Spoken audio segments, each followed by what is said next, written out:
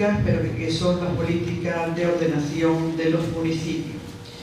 Y luego políticas de carácter sectorial, bien de planificación del sector económico, bien de planificación de infraestructura, bien de planificación de servicios. Bien, pues estas políticas, bien sean territoriales o bien sean sectoriales, y esos niveles de administración están coincidiendo, están compitiendo, están teniendo áreas de coincidencia. Entonces yo he querido representar pues, las políticas de ordenación del territorio, que están básicamente vinculadas, como ayer trataba de explicar, a las comunidades autónomas, las regiones, la política de planificación sectorial, plan de infraestructura. Allí vimos un plan de infraestructura del Gobierno de España, pero también podríamos ver el plan de infraestructura de transporte de cualquier gobierno regional. También hacen planes de infraestructura los gobiernos regionales. Entonces, y finalmente los municipios controlados, con un control de legalidad sobre todo por los gobiernos regionales, son los responsables del desarrollo urbanístico de sus términos municipales. Por tanto, competencias por una parte y tipo de actuaciones, hay áreas que son propias y hay áreas que interactúan o se confunden. Aquí también quería destacar el tema de las competencias medio ambiente. Aquí todos tienen algo que decir, todos tienen un ámbito de competencia. Lo tiene el municipio, lo tiene la región, lo tiene el gobierno de la nación y lo tiene la Unión Europea, y cada vez con mayor fuerza. Cada vez con mayor fuerza. Yo diría que finalmente los niveles de administración más bajos en cuanto a la escala de la que se ocupan, del territorio de las que son responsables, están recibiendo, no sé si órdenes, instrucciones y mandatos de las escalas superiores. Bien, por tanto, ahora pasaría a explicar un poco con más detenimiento y leo algo. Tengo el PowerPoint, tiene más información de la que yo voy a explicar aquí, pero creo que si ayer decidí acortarlo y esta mañana decidí ampliarlo, dejando más información, aunque no toda la utilice. Por tanto, quiero ver cómo son esos niveles de competencia de las cuatro administraciones. Visto esas interacciones, esas interactuaciones, cómo está funcionando y cómo nos estamos entendiendo, porque realmente es un reto encontrar ese entendimiento con todos niveles, con niveles de administración, algunas muy consolidadas, como es el municipio, como es el Estado, otras en la Unión Europea, que es más joven. En el caso de España, nosotros incorporamos la Unión Europea en 1985, pero que existe desde 30 años antes, y que ha ido consolidando, y ahora veremos, una presencia. Aunque la Unión Europea no tiene competencia en la planificación y gestión del territorio, no tiene competencia directa en la gestión del territorio, en la planificación y la gestión, sin embargo, a través de sus planes, de sus programas, de sus políticas, tiene un alto grado de incidencia en la ordenación del territorio. De hecho, ya ayer uno de ustedes hizo una pregunta sobre la Red Natura 2000, que es una red de la Unión Europea, y que, por lo tanto, ya ustedes conocen que la Unión Europea manda mucho en el territorio de la Unión Europea. La Unión Europea tiene una preocupación, en la medida en que se ha ido ampliando. En 1956 eran 6 países los que constituían la Unión Europea, como se crea. Se nos ha olvidado a algunos, incluso a nosotros que estamos allí, que eran Francia, Alemania, Italia, Bélgica, Holanda y Luxemburgo. La zona central de la Europa oriental, muy homogénea en muchos sentidos, y desde el 56 ahora pues hemos pasado de 6 países a 27 países forman parte de la Unión Europea. Cada vez territorios más extensos, cada vez las disparidades territoriales son mayores, las disparidades culturales son mayores, las disparidades económicas son mayores. Una preocupación por la cohesión territorial de ese territorio es el que subyace en muchas de las políticas de la Unión Europea, como ahora trataré de explicar. Por tanto, no tiene competencia directa, pero sí ejerce una competencia indirecta muy importante. Hay 3 políticas muy importantes de la Unión Europea de incidencia territorial directa: la política agrícola común, las redes transeuropeas, la creación de una red de infraestructura que articule todo el territorio europeo a través de las que hay, y las políticas medioambientales, cada vez quizás sean las más fuertes de las políticas de la Unión Europea, y con mandato al resto del territorio para que así se ejecute. son políticas de medio ambiente, que lo mismo serán para el medio urbano, para zonas sensibles, fundamentalmente costas y montañas, zonas protegidas, ya que salió la Red Natura 2000, y ahora mismo es la Unión Europea la que ha impuesto que se haga la evaluación. Ayer decía yo que el plan de infraestructura de España había sido sometido a evaluación ambiental previa y eso procede fundamentalmente de un mandato de una directiva de la Unión Europea. ¿Cómo ejerce ese poder o esa influencia de la Unión Europea sobre la gestión del territorio en el conjunto de los Estados miembros? Tiene básicamente, yo he puesto ahí 3 instrumentos. Uno son financieros. La Unión Europea distribuye muchos recursos económicos, lo distribuye con un sentido de equilibrio y de cohesión territorial. Lo distribuye fundamentalmente a las regiones más pobres en relación a las regiones más ricas. Ahora entraré con más detalle en ello. Hay muchos fondos destinados a financiar la política agrícola común y a la política de desarrollo rural y fondos estructurales fundamentalmente a la política de infraestructura. En el caso de la política agrícola común, en la Unión Europea, frente a los territorios, el proceso que se ha producido de desertización, de abandono del campo, la concentración de la población en las áreas urbanas frente a las rurales.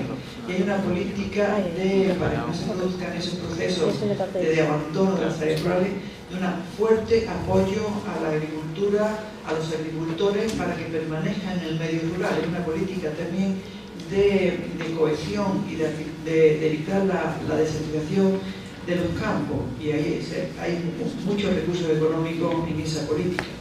Entre esta política y la de los fondos estructurales están más en torno al 85% de todos los recursos de la Unión Europea distribuidos. En ese sentido, esos fondos estructurales, como decía antes, tienen un sentido, y es que están destinadas a reducir la diferencia de desarrollo y acelerar la convergencia entre los Estados miembros.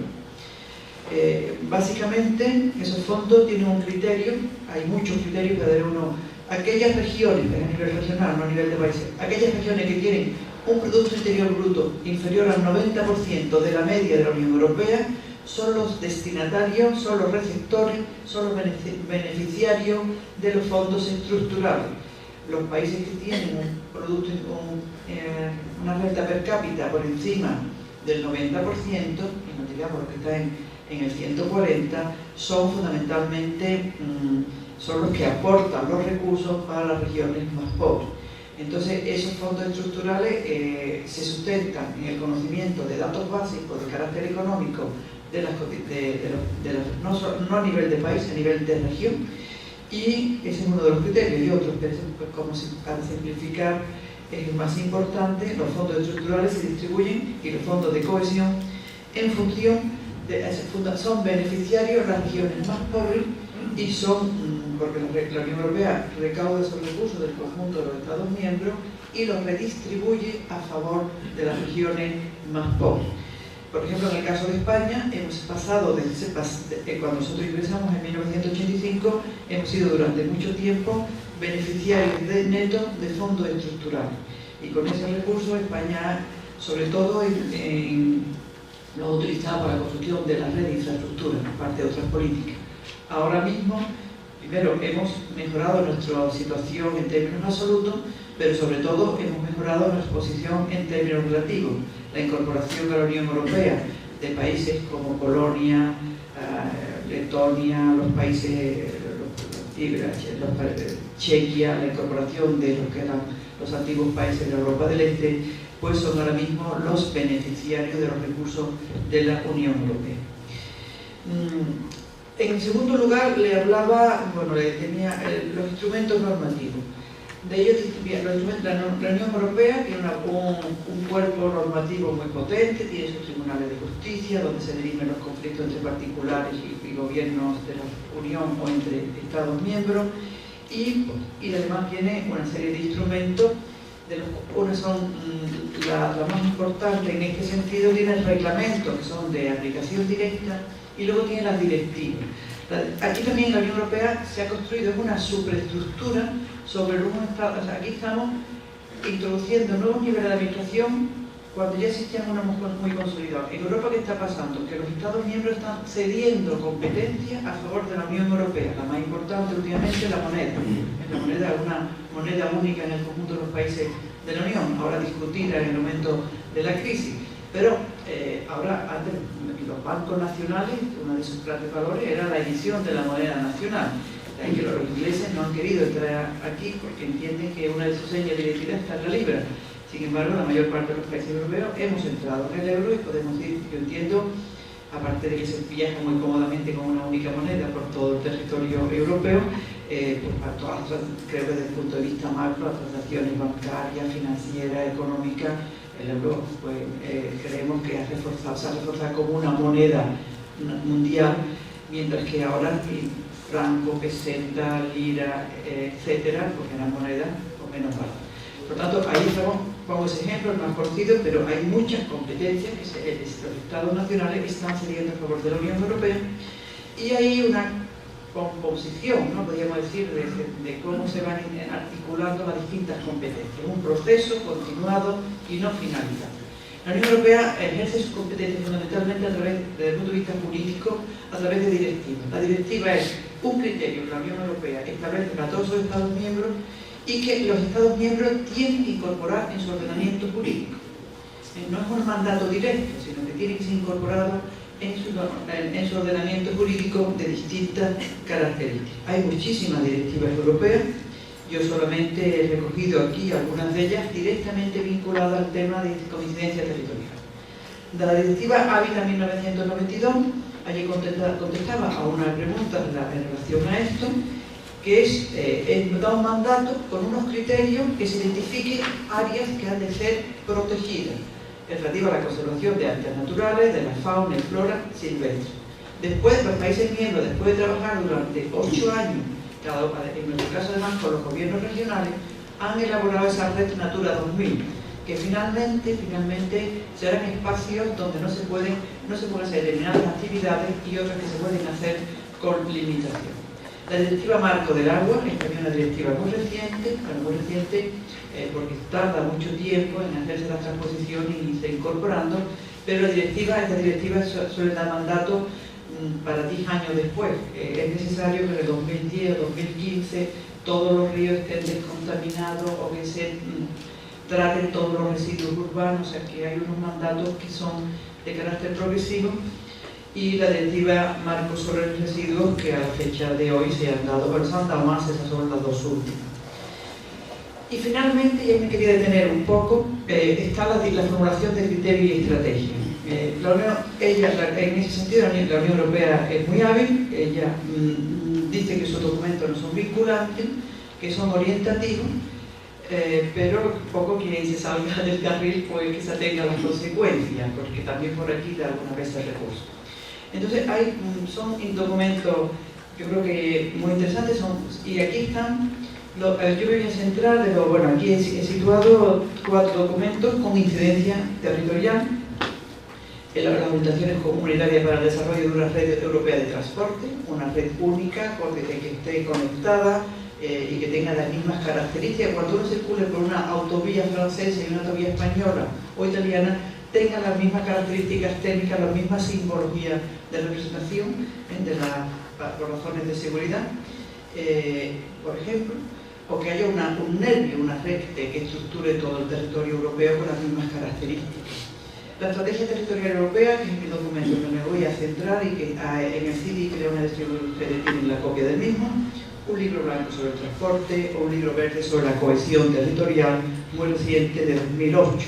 Por lo tanto, estos documentos yo me voy a centrar en explicar la Estrategia Territorial Europea, quizás no tenga mucho tiempo para explicarlo, porque yo hablo de los otros niveles, pero aquí tiene la información. Me interesa destacar, por no detenerme en todo ello, que son la Unión Europea, que ella no tiene competencia en la ordenación del territorio, y por eso se habla de reuniones informales de ministros.